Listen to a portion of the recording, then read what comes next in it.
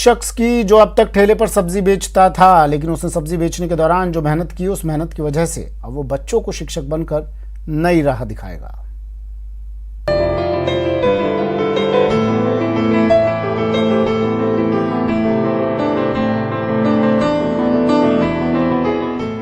जो बुरे वक्त को बदलने की ख्वाहिश दिल में पाल लेते हैं, अपनी मेहनत से वो अपनी किस्मत की लकीरें बदल ही देते हैं। कुछ ऐसा ही कर दिखाया है बाड़मेर में चाड़ी के रहने वाले चुनाराम ने। चुनाराम सालों से अपने पिता के साथ सब्जी बेचने का काम करते थे, लेकिन इस दौरान वो जिंदगी में कुछ बनने और कुछ कर दिखाने के जुनून में पड़ते रहे। सफलता की नई कहानी लिखने के लिए हिम्मत तोड़ देने वाले पलों में भी उम्मीद का दामन थामे रहे और उसी की बदौलत चुनाराम ने रीट की परीक्षा पास कर ली है और अब वो बच्चों को पढ़ाने वाले हैं। बेरोजगार हैं तो सब कुछ करना पड़ता है, सब्जी भी बेचनी है क्योंकि खर्चा चलाने के लिए बेरोजगारी का दौर है, तो सब्जी भी बेचनी पड़ रही है और साथ में पढ़ाई भी ज़रूरी है क्योंकि वो तो मेरा शुरुआत से जुनून रहा है कि मैं पढ़ूं और सर्विस लूं। चुनाराम की जिंदगी आसान नहीं रही। महज 6 महीने के थे तो मां गुजर गई। परिवार चलाने के लिए पिता के साथ पिछले 10 साल से सब्जी बेच रहे थे, लेकिन अपना हौसला बनाए रखा। चुनाराम कहते हैं उन्हें ठेले पर पड़ते देख कई लोग हंसते थे, लेकिन कई लोग ऐसे भी थे जो उनका हौसला बढ़ाने आया करते थे। कई हंसते भी थे कि ये क्या पड़ेगा और क्या बनेगा, कि यहाँ तो बैठा है दुकान पे और ऊपर नीचे हो रहा है, गाड़ियाँ चल रही है।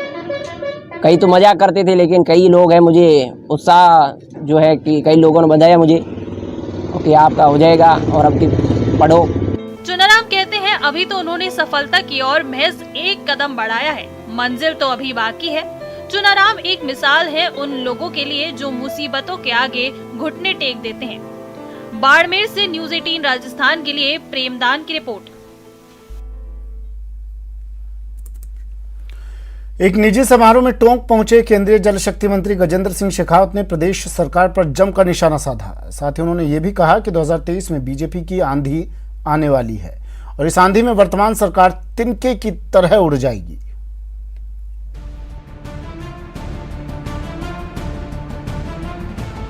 मालपुरा टोडायरा सिंह के विधायक कन्हैया लाल चौधरी की बेटी की शादी से पहले हुए समारोह में टोंक पहुंचे गजेंद्र सिंह शेखावत और सुखबीर सिंह जौनापुरिया ने सियासी बात भी की। यहां उन्होंने पानी से लेकर राम तक, विकास से लेकर चुनाव तक कई मुद्दों पर प्रदेश सरकार को घेरा और कहा कि सिर्फ बयानबाजी के अलावा गहलोत सरकार कुछ काम नहीं कर रही है। 144 लगाने की नौबत क्यों आई? इस भारत में भारत का नववर्ष मनाने के लेकर भारत में राम जन्मभूमि भूमि राम जन्म का उत्सव मनाने को लेकर के जो राम भारत के 135 करोड़ लोगों के आस्था का विषय है, उसको लेकर के किन लोगों के पेट में दर्द है, किन लोगों को तकलीफ है और ऐसे तकलीफ वाली ताकतों को प्रश्रय कौन देता है, कौन शक्ति प्रदान करता है, इस बात का जो है खुलासा अब देश के और प्रदेश की जनता के सामने होना चाहिए। बयान दे चुका मुझे है। लगता है कि राजस्थान की सरकार को इस काम में सिर्फ बयानबाजी ही करनी है, इस काम को सिरे नहीं चढ़ाना है। इसीलिए वो इस तरह की शर्त के साथ में कि जो देश में कहीं भी जिस नियम के तहत काम होता है उस नियम के विपरीत जाकर के वो इस काम को देश की सरकार से डीपीआर अप्रूव कराने के लिए का बहाना बना करके कि भारत सरकार नहीं कर रही। अब तक देश भर में जितनी परियोजनाएं जिस नियम के तहत 75% डिपेंडेबिलिटी के साथ में हुई है उसमें वो अप्लाई करें। दुर्भाग्य है कि पूरे राजस्थान की रफ्तार धीमी है। टोंक जिला इतना पिछड़ा हुआ नहीं है अगर 33 जिलों के आंकड़ों को मैं देखूं तो, लेकिन पूरे राजस्थान को यदि देश के प्रदेशों की दृष्टिकोण से मैं देखता हूं तो राजस्थान आज 33 प्रदेशों में 29वें नंबर पर है, 29वें पायदान पर है। पिछले 2 साल दुर्भाग्य से राजस्थान की सरकार प्रारंभ के 2 साल में कोई काम नहीं कर पाई। निश्चित रूप से भारतीय जनता पार्टी का तूफान आने वाला है और सारे के सारे जो है अब तक के रिकॉर्ड ध्वस्त हो जाएंगे। भारतीय जनता पार्टी एक तरफा जीतेगी। केंद्रीय नेतृत्व के संपर्क में हो आप? तय उसी दिन हो गया था। नई चुनी हुई सरकार 2018 में अपना हनीमून पीरियड भी पूरा नहीं कर पाई थी। उससे पहले ही राजस्थान ने लोकसभा के चुनाव में राजस्थान की जनता ने जो धोखा राजस्थान के किसानों के साथ 10 दिन का नाम लेकर के हुआ था कि हम 10 दिन में संपूर्ण कर्ज माफी करेंगे, जो युवाओं के साथ में धोखा हुआ था, उसका संकेत राजस्थान की जनता ने लोकसभा चुनाव में दिया था। चुन चुन कर हर मुद्दे पर प्रदेश सरकार पर प्रहार करने वाले गजेंद्र सिंह शेखावत यही नहीं रुके। प्रदेश सरकार पर उनके प्रहार का सिलसिला आगे भी जारी रहा। राजस्थान में जिस तरह से माफिया एक्टिव हुआ है, रेता माफिया से लेकर के भू माफिया से लेकर के शराब माफिया से लेकर के तमाम तरह का माफिया जिस तरह से वर्तमान सरकार के नेताओं और जनप्रतिनिधियों के प्रश्रय में जिस तरह से चल रहा है, आज राजस्थान की जनता उससे आज ही जा चुकी है, परेशान है और सिर्फ समय का इंतजार कर रही है, सिर्फ दिन गिन रही है। प्रदेश सरकार पर गजेंद्र सिंह शेखावत को प्रहार करते देख सांसद सुखबीर सिंह जौनपुरिया से भी रहा नहीं गया। उन्होंने भी प्रदेश सरकार के उस दावे पर करारा पलटवार कर दिया कि बीजेपी सांसद प्रदेश के लिए कुछ नहीं कर रहे। और दिन में मीटिंग में भी बात रखी थी कि 900 करोड़ रुपए तो टोंक जिले को दिए, जो जल जीवन मिशन ने दिया है, और 1138 करोड़ रुपए हमारे ईसरदा बांध का काम चल रहा है, और 1100 करोड़ रुपए सवाई माधोपुर में। ये आजकल 3000 करोड़ का काम माननीय मंत्री जी के आशीर्वाद से चल रहा है। मैं समझता हूँ हर घर को नल से जल देने की व्यवस्था पूरी कर रही है। विधायक कन्हैयालाल चौधरी की बेटी की शादी 21 अप्रैल को होनी है, लेकिन उस शादी से पहले हुए समारोह में जिस तरह से प्रदेश सरकार पर हल्ला बोला गया, उससे साफ है कि 2023 की सियासी आंधी के लिए अभी से जमीन तैयार करने की कोशिशें शुरू हो गई हैं। दौलत पारेख, न्यूज़ 18 राजस्थान, टोंक। मरुधरा में आसमान से आग बरस रही है। 6 जिलों में अब हीट वेव का येलो अलर्ट भी मौसम विभाग ने जारी कर दिया है। आज 19 जिलों में मौसम में बदलाव हो सकता है। मौसम विभाग ने ये जानकारी दी है। बड़ी खबर इस वक्त की, 19 जिलों में मौसम बदलेगा। 40 से 50 किलोमीटर प्रति घंटा की स्पीड से हवाएं चलने की संभावना जताई गई है। कई जिलों में धूल भरी हवाएं भी, धूल भरी आंधी भी चल सकती है। हीट वेव की चेतावनी मौसम विभाग द्वारा। बड़ी खबर।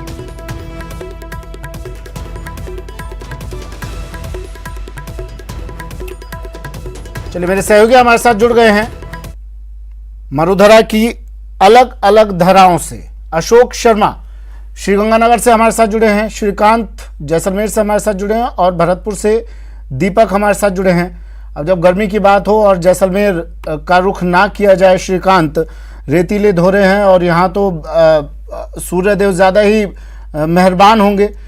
किस तरह से यहाँ के लोग इस गर्मी से निजात पाने की कोशिश कर रहे हैं, क्योंकि अब तो हीट वेव की भी चेतावनी दे दी है मौसम विभाग ने।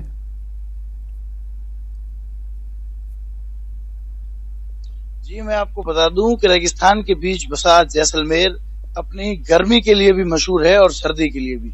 यहाँ की रेत जितनी जल्दी ठंडी होती है उससे कई त्वरित गति से गर्म हो जाती है। कल सुबह से ही गर्मी का असर देखने को मिलता है और इस वक्त मैं जिस जगह खड़ा हूं, मैं आपको बताना चाहूंगा, अपने दर्शकों को भी बताना चाहूंगा कि ये वही जगह है जो फोर्ट पार्किंग कहा जाता है और यहाँ पर पैर तक रखने की जगह नहीं होती। लेकिन अभी गर्मी के चलते जो है सुनसान इलाका है।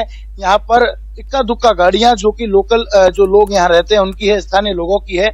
वहीं जो है वो गर्मी का असर देखने को मिल रहा है। बहुत कम लोग जो है बाहर है और अभी तो जो है 12 बजे हैं। जैसे ही 12:30 बज जाएंगे तो उसके बाद तो घर से निकलना समझिए नामुमकिन सा होगा। कोई इक्का दुक्का व्यक्ति जो है वो जरूरी कार्यों के लिए जरूर बाहर निकलेगा। कुछ लोग हैं, उनसे भी बात करना चाहूंगा। किस तरह की गर्मी जो है वो इन दिनों जैसलमेर में है, कैसी गर्मी, लोगों को किस तरह परेशानी हो रही है? जैसलमेर में जो गर्मी पड़ रही है, हाय तौबा, निकलना बड़ा मुश्किल हो गया है। मैं इतने वर्षा में इतनी अप्रैल महीने में इतनी ज्यादा गर्मी नहीं देख पाया हूँ। मैं भी मेरे घर से निकला हूँ, अभी थोड़ी देर में घर के अंदर चला जाऊंगा और गर्मी आम लोगों को सहन होना बड़ा मुश्किल काम है। कहीं ना कहीं जो है वो गर्मी का जो असर है वो लगातार बढ़ रहा है। तो पेयजल जो दुकानें हैं वहीं पर जो है लोग पहुंच रहे हैं गर्मी से बचने के लिए। लोग जो है अलग अलग प्रकार के जूस, लस्सी और जो ठंडे पेयजल पदार्थ है उनका प्रयोग कर रहे हैं। कुछ ग्रामीण लोग भी यहाँ पर है, उनसे बातचीत करते हैं। बात करें लू के थपेड़े और आंधियां ग्रामीण क्षेत्र में कितनी परेशानी है? बहुत परेशानी है। और जैसलमेर तो आपको पता ही है, इंडिया का सबसे आखिरी कोना है। यहाँ पर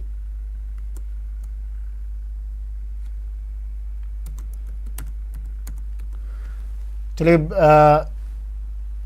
श्रीगंगानगर अब आपको लिए चलते हैं। श्रीगंगानगर से सहयोगी अशोक हमारे साथ जुड़े हुए हैं। अशोक, तस्वीरें दिखाइए, लोगों का हाल बताइए, तापमान का हाल बताइए, पारा कितना चढ़ा हुआ है बताइए अशोक। देखिए सुमित जी, श्री गंगानगर जिले में भी गर्मी के तीखे तेवर पूरी तरह से बरकरार हैं। यदि हम कल के अधिकतम तापमान की बात करें तो कल के अधिकतम तापमान में हालांकि मामूली 1.5 डिग्री सेल्सियस की गिरावट दर्ज की गई और 43.6 डिग्री सेल्सियस श्री गंगानगर का अधिकतम तापमान दर्ज किया गया। लेकिन उसके बावजूद जो श्री गंगानगर में गर्मी का तीखापन है वो कम होने का नाम कतई नहीं ले रहा है। मौसम विभाग ने भी श्री गंगानगर जिले में हीटवेव चलने का येलो अलर्ट जारी किया है, जिसका साफ साफ असर देखा भी जा रहा है। इसे में श्री गंगानगर के नेहरू पार्क रोड पर मौजूद है। यदि हम आपको यहाँ का नजारा दिखाएं तो देखिए अक्सर इस रोड पर काफी ज्यादा ट्रैफिक रहता है, क्योंकि यहाँ पर एकेडमिक इंस्टीट्यूशंस और कोचिंग क्लासेस काफी ज्यादा है। लेकिन उसके बावजूद जो सड़कों पर जो आवाजाही देखने को मिल रही है वो काफी हद तक प्रभावित है, क्योंकि बहुत तेज गर्मी है। लोगों का रूटीन पूरी तरह से बदल कर रह गया है। जब तक जरूरी ना हो लोग घरों से बाहर निकलना पसंद नहीं करते हैं, लोग अपने घरों में बने रहते हैं। और जो लोग घर पर किसी आवश्यक कार्य से घर से बाहर निकले हुए हैं वो लोग ठंडे पेय पदार्थों का इस्तेमाल कर रहे हैं, ताकि उन्हें इस तेज भीषण गर्मी से थोड़ी राहत मिलती हुई दिखाई दे सके। हम देखिए कुछ लोगों से भी बात करने का प्रयास करेंगे कि आखिर इस ठंडी तेज गर्मी से बचने का कैसा प्रयास करते हैं और कैसी गर्मी है। कैसी गर्मी है इन दिनों? बहुत ज्यादा गर्मी है साहब। अच्छा, गर्मी से बचने के लिए गन्ने का जूस यूज कर रहे हैं जी। बिल्कुल, गन्ने का जूस का इस्तेमाल करते हुए देखे जा सकते हैं। हम कुछ शॉपकीपर से भी बात करेंगे। इस समय जो गर्मी है वो किस हद तक पड़ रही है और कैसे लोगों का रिस्पॉन्स आ रहा है? हाँ जी, ठीक है। 2 से 4 के बीच में अधिकतम गर्मी होती है और लोगों की मात्रा बढ़ जाती है, संख्या दोपहर में ज्यादा होती है। हाँ जी, हाँ जी। बिल्कुल, देखिए सुमित, दोपहर का वक्त ऐसा वक्त होता है जब लोग ज्यादातर अपने घरों से बाहर नहीं निकलते हैं, लोग अपने घरों पर ही रहते हैं। लेकिन उसके बावजूद जिन लोगों को घर से बाहर निकलना होता है वो लोग तेज ठंड से बचने के लिए हर संभव प्रयास करते हुए दिखाई देते हैं। वो ठंडे पेय पदार्थों का इस्तेमाल कर रहे हैं। इसके साथ साथ जो जिला चिकित्सा स्वास्थ्य विभाग है और जिला प्रशासन है, उन लोगों ने भी आम लोगों से अपील की है कि जब तक जरूरी ना हो घर से बाहर ना निकले। और खासतौर से किसानों के लिए भी अपील जारी की है, क्योंकि इस समय गेहूं की कटाई का काम बड़ा जोरों पर चल रहा है। तो किसानों को अपील जारी करते हुए प्रशासन ने कहा है कि वो केवल सुबह और शाम के वक्त ही खेतों में जाएं। दीपक मेरे सहयोगी भरतपुर से जुड़े हुए हैं। दीपक, 6 जिलों में हीट वेव का येलो अलर्ट जारी किया है और कई जगहों पर यह भी कहा है कि 19 जिलों में मौसम में बदलाव आएगा। भरतपुर में अभी तापमान क्या कह रहा है, मौसम विभाग क्या कह रहा है और लोग क्या कह रहे हैं? दीपक,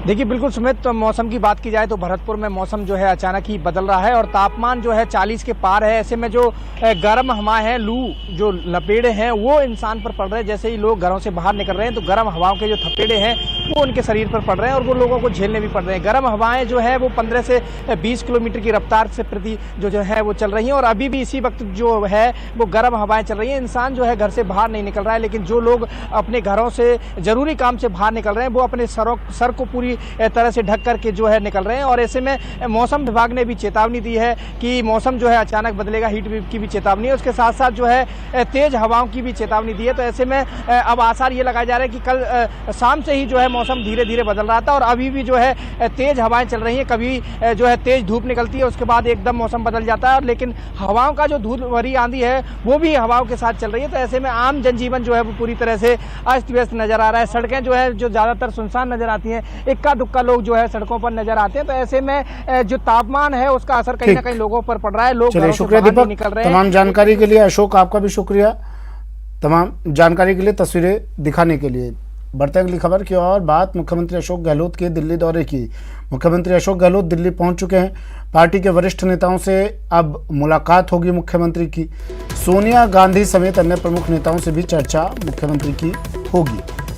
राजनीतिक हालात पर चर्चा होगी। उदयपुर में होने वाले चिंतन शिविर पर भी चर्चा की जाएगी।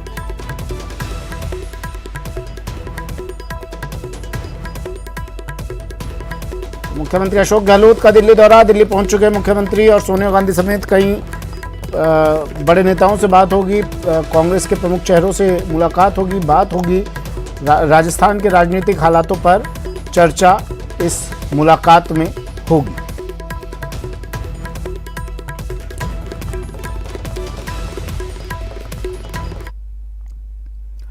शिक्षा विभाग में बड़ी भर्ती होने जा रही है। शिक्षा विभाग से बड़ी खबर इस वक्त की। शारीरिक शिक्षक अनुदेशक ग्रेड 3 रिक्त पदों पर जल्द भर्ती होगी।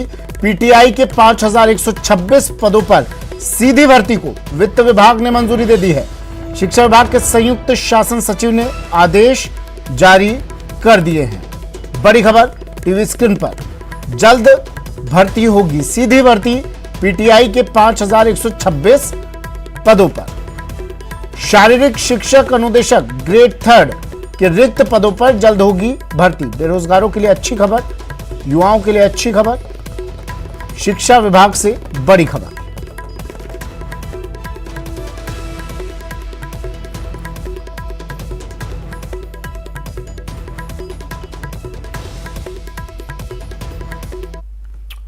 और अब बात बाड़मेर के हीरो की, जिसने अपनी लगन और मेहनत से वो मुकाम हासिल किया जो दूसरों के लिए एक मिसाल है। हीरो जिसके पिता की मौत उसके जन्म से पहले हो गई थी और जन्म के चंद महीने बाद मां भी इस दुनिया को छोड़कर चली गई थी। जन्म से पहले पिता छोड़ गए, जन्म के कुछ महीने बाद मां चल बसी। आर्थिक स्थिति भी बदहाल थी, फिर भी हीरो ने हार नहीं मानी। बचपन में ही उसने परिस्थिति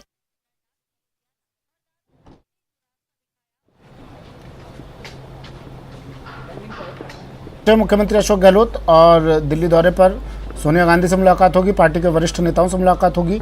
ये सीधी तस्वीरें आपको टीवी स्क्रीन पर दिखा रहे हैं। लगातार पत्रकारों से बात कर रहे हैं। बड़ी बैठकें चल रही हैं जिसमें प्रशांत किशोर एक नया चेहरा है जो मौजूद रहे हैं। आज आपका सर पूरे दिन का क्या कार्यक्रम रहेगा और आप भी उस बैठक में शामिल होंगे?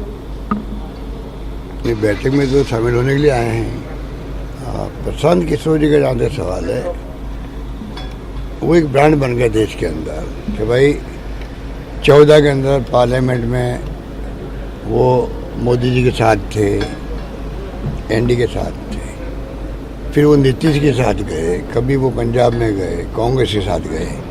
तो ये तो एक प्रोफेशनल काम है सबका अपने में। कई एजेंसी और भी है, उनसे भी संपर्क होते रहते हैं, परंतु क्योंकि प्रशांत किशोर का नाम, पीके का नाम बड़ा हो गया, इसलिए आप लोगों के लिए न्यूज़ है।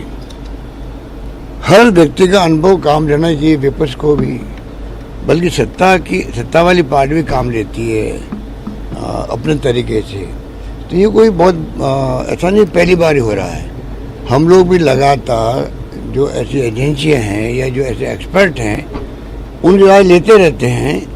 तो पीके का नाम बड़ा हो गया तो वो चर्चा में आ गया, बस इतना मैं मानता हूँ। सर चिंतन शिविर को और अगर उसका अनुभव काम आता है, मान लो विपक्ष को एकजुट करने के अंदर, और मोदी जी की जो गवर्नमेंट है, एनडीए गवर्नमेंट, उनके खिलाफ संघर्ष करने के अंदर, जिसकी आज देश को सबसे बड़ी आवश्यकता ये है, ये देश जो है, मैं बार बार कहता हूँ, किस दिशा में जा रहा है, किस दिशा में जाएगा, किसी को नहीं मालूम, पर अब मालूम पड़ने लग गया। जिस प्रकार की हिंसा हो रही देश के अंदर, जगह जगह रामनवमी पे 7-8 राज्यों में हिंसा हो गई, करौली में पहली हिंसा हो गई थी। यदि चालाकी से लोग कर रहे हैं, हिंसा में नुकसान किसी को हो रहा है, और सोशल मीडिया पे चलाएंगे कि दूसरे पक्ष के लिए कहेंगे कि इनको ज़्यादा नुकसान होगा, हिंदू मुस्लिम की बात कर देंगे। नुकसान अगर मुस्लिम को होगा तो ये कहेंगे हिंदुओं को बहुत बड़ा नुकसान हो गया, भड़काने के लिए लोगों को। इतनी खतरनाक पॉलिटिक्स चल रही है देश के अंदर, उसको पूरे देशवासियों को, नौजवानों को विशेष रूप से समझना पड़ेगा सच्चाई क्या है। खाली धर्म के नाम पे आप अगर हम लोग बिल्कुल एक तरफ सोचने लग जाएंगे तो वो देश हित में नहीं होगा। आने वाले वक्त में पूरे देश को, पूरे प्रदेश को और नौजवानों को भुगतना पड़ेगा। मेरा मानना है कि हिंसा का नाम देश और दुनिया में होना ही नहीं चाहिए। ये गांधी जी ने हमें सिखाया था। हिंसा का जवाब कभी हिंसा नहीं हो सकता है। इस एक लाइन से समझ जाइए। उन्होंने कहा एक आंख अगर किसी फोड़ोगे, उसके बदले अगर एक आंख फोड़ने का वापस तय करोगे तो पूरा विश्व अंधा हो जाएगा। इस एक वाक्य से समझ सकते हैं हिंसा किसे कहते हैं। आज हिंसा को बढ़ावा देने वाले लोग हैं। मुझे अफसोस की बात क्या होता है, हमेशा सत्ता पक्ष जो होता है वो कोई हिंसा कर भी रहा, विपक्ष में भड़का रहा है, तो उसको भी रोके, उसको कंडेम भी करे और ये प्रयास करे सभी तरह से, किसी कीमत पर हम हिंसा को बर्दाश्त नहीं करेंगे। ये तो मैंने देखा है, चाहे मुख्यमंत्री हो, प्राइम मिनिस्टर हो, मंत्री हो या कोई विधायक हो या एमपी हो, जो राजनीति में है, उल्टी गंगा बह रही है। बुला के प्रधानमंत्री जी कह रहे हैं एमपी को कि आप लोग कुछ नहीं कर पा रहे हो राजस्थान के अंदर, आप तो वही काम करो जो करोड़ी मीणा कर रहा है, मतलब धमाल पट्टी करो। कानून को तोड़ो, हाथ में लो, लोगों को भड़काओ, आग लगाओ। ये अगर प्रधानमंत्री जी कह रहे हैं, मैंने जो सुना है, सच्चाई मालूम कीजिए आप मीडिया वाले हो, कि आप कौड़ी मीणा कर रहा वो कहिए, तो आप सोच लीजिए कौड़ी मीणा क्या कर रहा है। नंबर 1, कल जेपी नड्डा साहब ने बुलाया यहाँ पर लोगों को, अगर वो ये कहे कि देखिए अशोक गहलोत जो है बहुत अटैक कर रहा है प्रधानमंत्री जी पर और गृह मंत्री जी पर कर रहा है, आपको चाहिए कि आप उनके ऊपर इतने अटैक करो, इतनी धमालपट्टी करो उनके खिलाफ में, व्यक्तिगत हो चाहे कैसी भी हो, जिससे कि वो अपने जवाब देने में फंस जाए। तो प्रधानमंत्री जी और गृह मंत्री जी भी अटैक नहीं हो। और मैं प्रधानमंत्री जी पर, गृह मंत्री जी पर मैंने कोई आलोचना नहीं करी, मैं अटैक करता ही नहीं हूँ। मैं खाली जो हम लोग विपक्ष में अगर केंद्र में हैं तो मैं खाली वही बात कहता हूँ, अगर कोई प्रधानमंत्री या गृह मंत्री चिंतन मनन करे दिल के अंदर, तो मेरे आलोचनाओं को वो सकारात्मक रूप से लेकर के देश हित के अंदर फैसले कर सकते हैं। अगर मैं कहूँ प्रधानमंत्री को चाहिए कि देश को संबोधित करे कि हम बर्दाश्त नहीं करेंगे हिंसा करने वाले, चाहे कोई धर्म के लोग हो, हिंदू, मुस्लिम, सिख, ईसाई कोई हो, उनको मैं कंडेम करता हूँ। और हिंसा करने वाले सभी लोग एंटी सोशल एलिमेंट है ये लोग, और मैं राज्य सरकार को कह रहा हूँ कि वो आप कोई कीमत बर्दाश्त नहीं करेंगे इनको।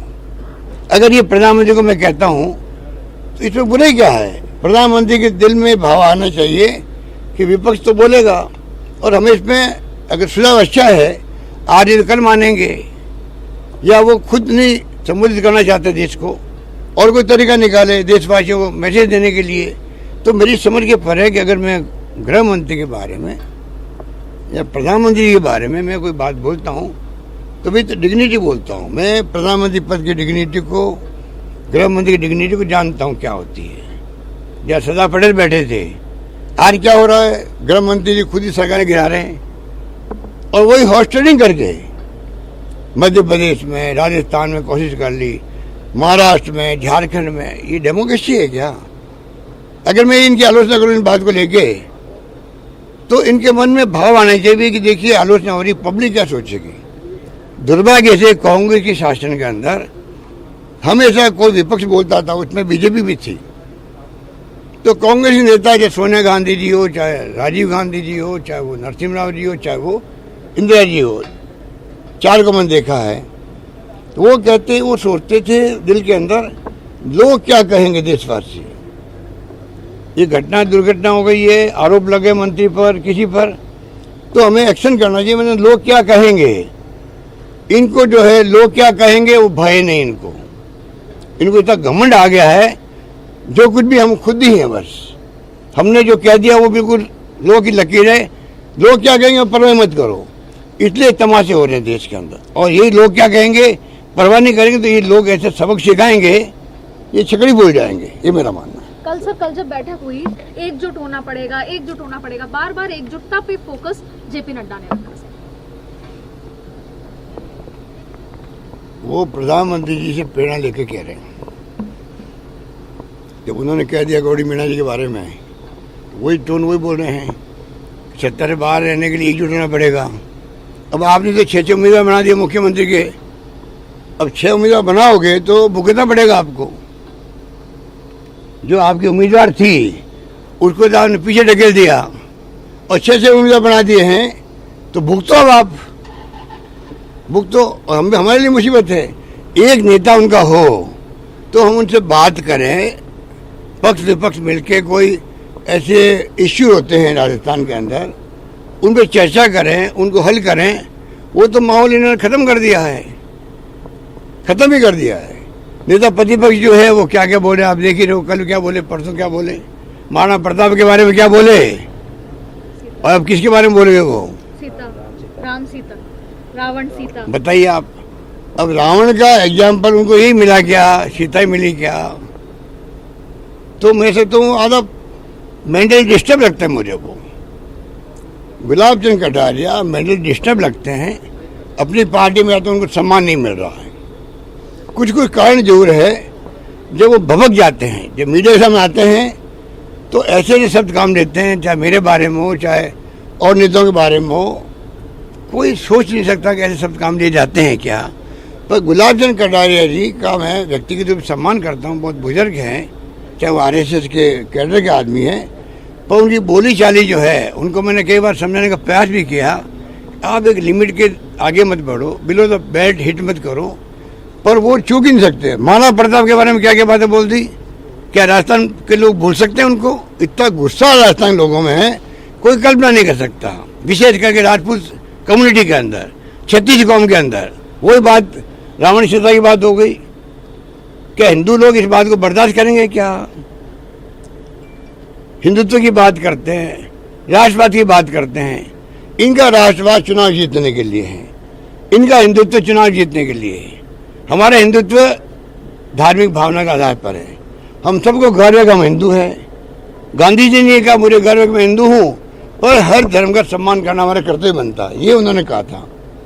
अगर सब धर्म वाले खुद के धर्म के अलावा उनका भी सम्मान करने लगे दूसरे धर्मों का, तो मेरा मानना है कि उसके बाद में कोई दिक्कत नहीं रहेगी। अपना अपना हिंसा होगी, आपस में सब धर्म सब जातियों लोग प्रेम से, भाईचारे से, प्यार से, मोहब्बत से रहेंगे, हिंसा का नाम नहीं होगा। और देश विकास करने के लिए चाहे सरकार एनडीए की हो चाहे यूपीए की हो, आगे बढ़ने के अंदर सब मिलकर काम करेंगे, ये मेरा मानना है। सर, ये तमाम मुद्दे जो आपने बताया, इसको लेकर के जिस तरीके से जो सर चिंतन